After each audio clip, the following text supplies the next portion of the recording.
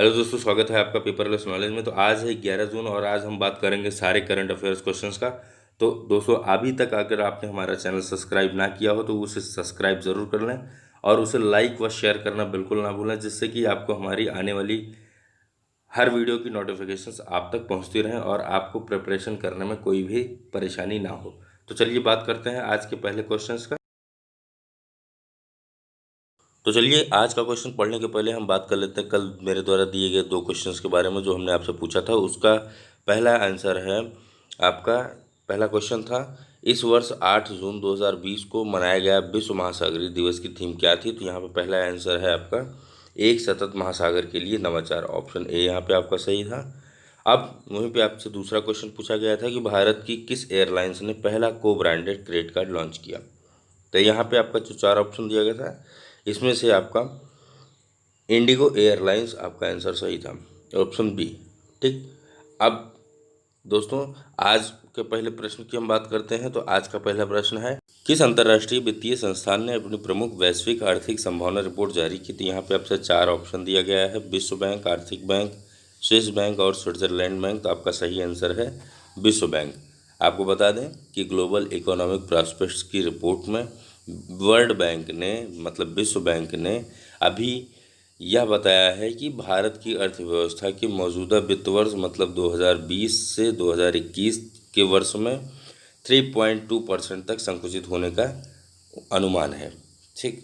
और उन्होंने यह भी उम्मीद जताई है कि अगले वित्तीय वर्ष में भारत की जो अर्थव्यवस्था है वो 3.1% की दर से बढ़ेगी। और अप्रैल में जारी रिपोर्ट में इस वर्ष या इस वित्तीय वर्ष के लिए जो जीडीपी की वृद्धि दर है वो 1.5% से 2.8% है।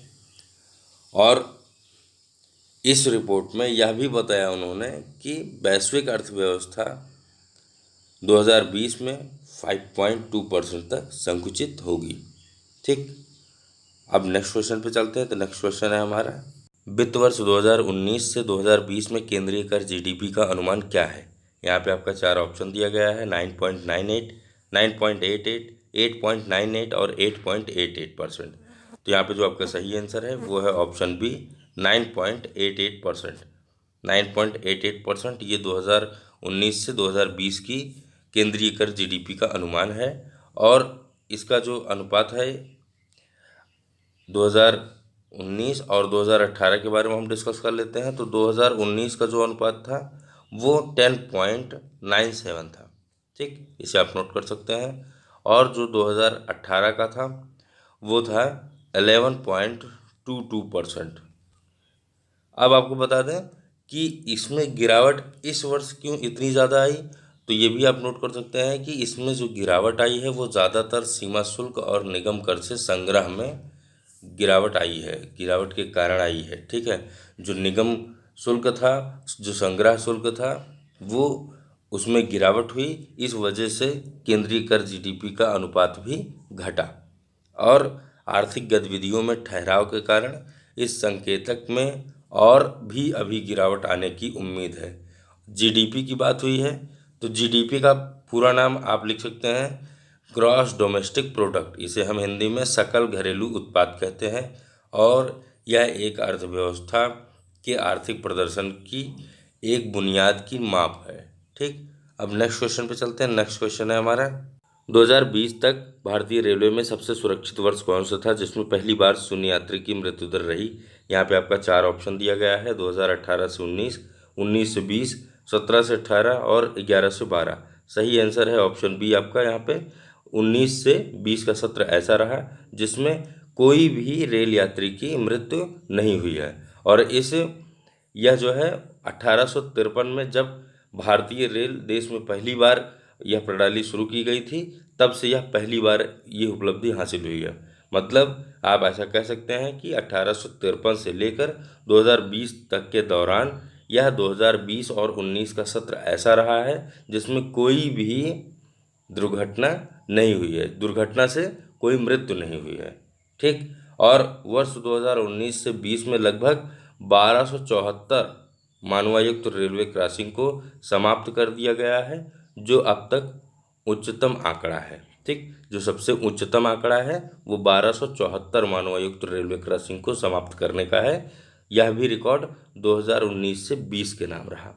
अब भारतीय रेलवे के बारे में थोड़ा सा आपको बता दें तो भारतीय रेलवे एशिया का दूसरा सबसे बड़ा रेल नेटवर्क है और एकल सरकारी स्वामित्व वाला विश्व का चौथा सबसे बड़ा रेल नेटवर्क है।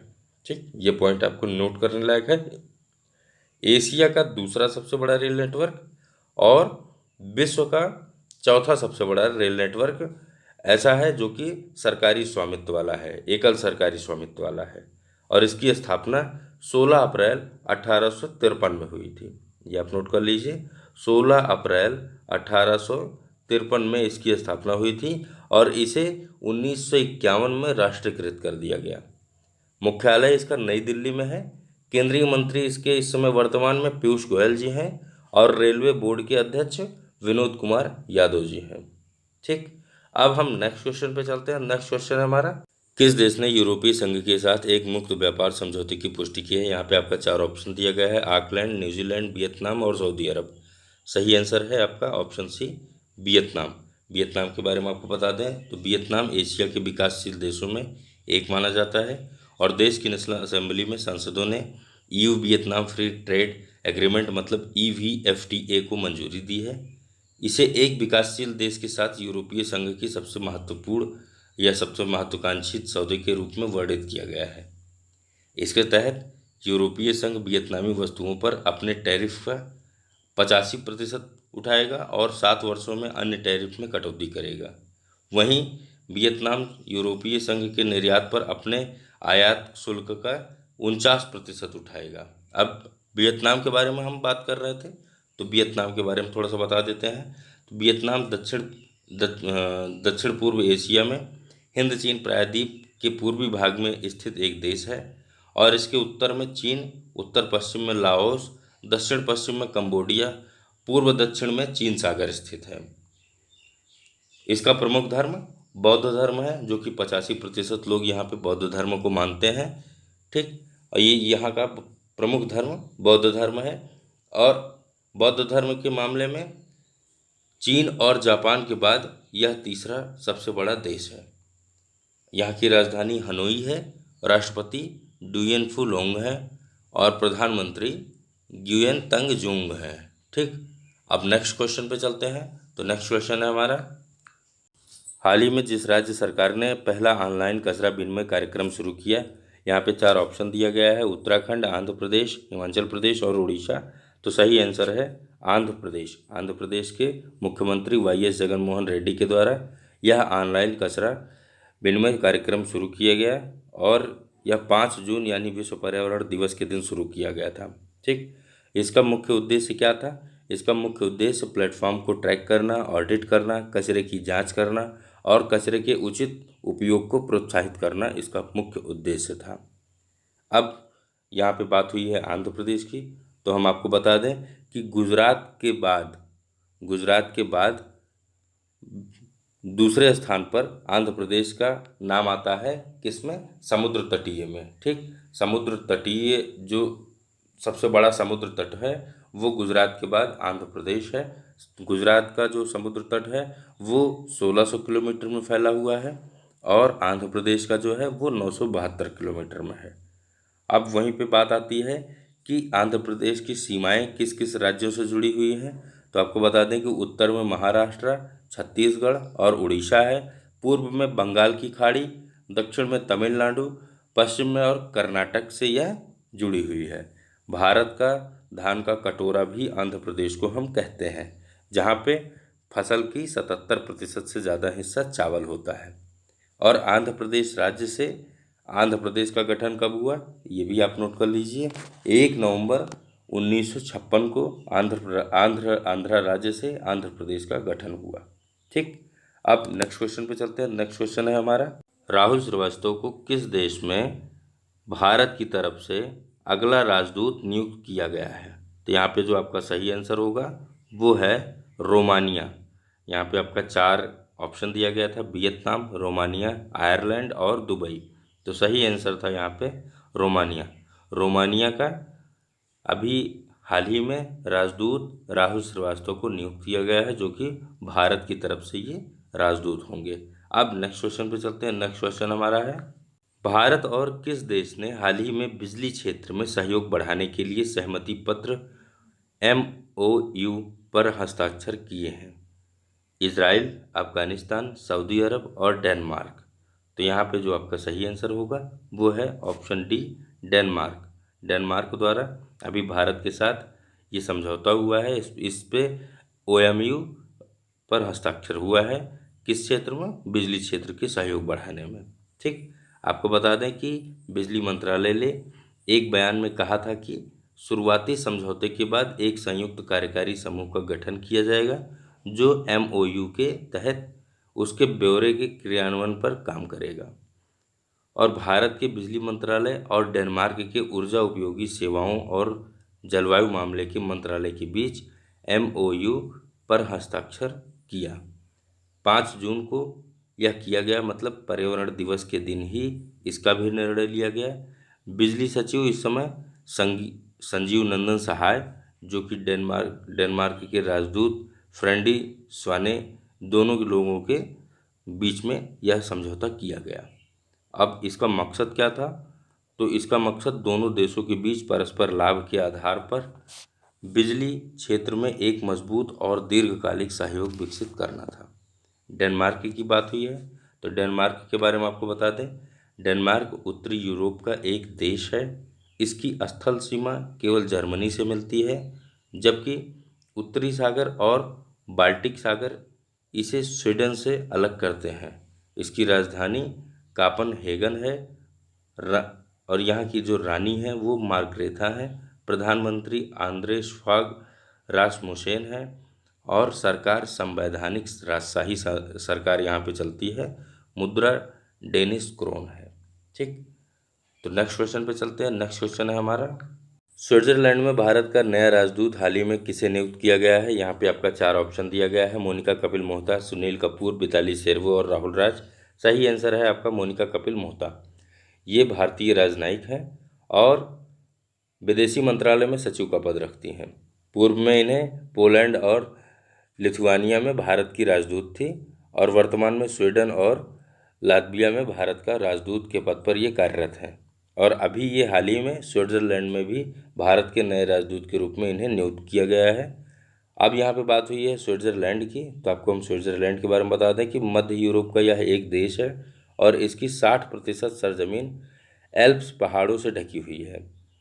इस देश में बहुत ही खूबसूरत पर्वत, गांव, सरोवर और चारागाह हैं। यहाँ की घड़ियाँ, चीज़, चॉकलेट बहुत मशहूर है। यहाँ की राजधानी वर्न है और मुद्रा यहाँ की स्विस फ्रांक है।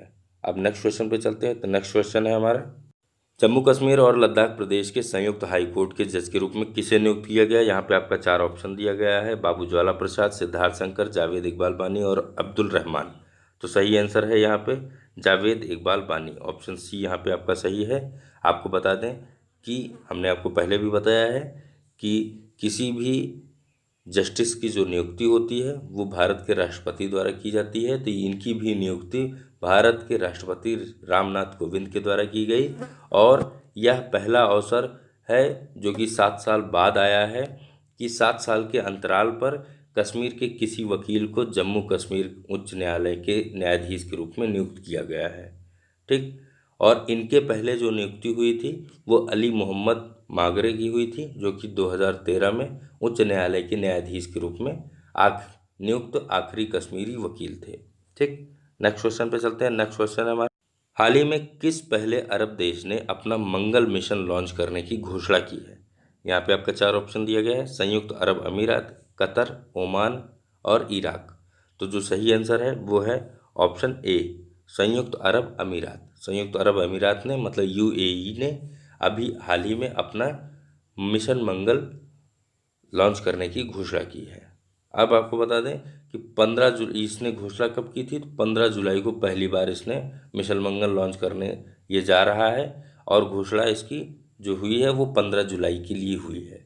ऐसा करने वाला UAE अरब देशों की दुनिया में पहला देश होगा। अगले 40 दिनों के अंदर संयुक्त अरब अमीरात अपना मिशन मंगल लॉन्च कर देगा। यह मिशन अगले 7 फरवरी तक मंगल ग्रह की कक्षा में पहुंचेगा। अब नेक्स्ट क्वेश्चन पे बात करते हैं। तो नेक्स्ट क्वेश्चन में हम आपसे पूछने वाले हैं आज के 2 क्वेश्चंस। तो वो 2 क्वेश्चंस हैं, डॉल्फिन मैन ऑफ इंडिया किसे कहा जाता है। यहाँ पे आपका 4 ऑप्शन दिया गया है, गिरीश चक्रवर्ती, सुधीर शर्मा, रविंद्र कुमार सिन्हा और उपरोक्त कोई नहीं।